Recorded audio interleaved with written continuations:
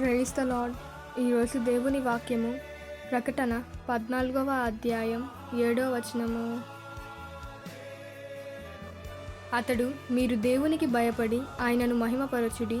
ఆయన తీర్పు తీర్చు గడియ వచ్చెను గనుక ఆకాశమును భూమిని సముద్రమును జలధారులను కలుగజేసిన వానికే నమస్కారము చేయుడి అని గొప్ప స్వరముతో చెప్పెను.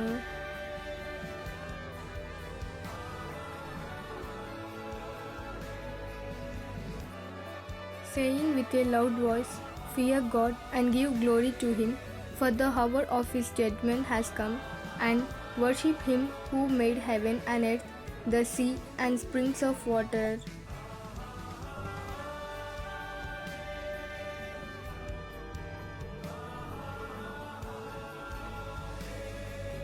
God bless you.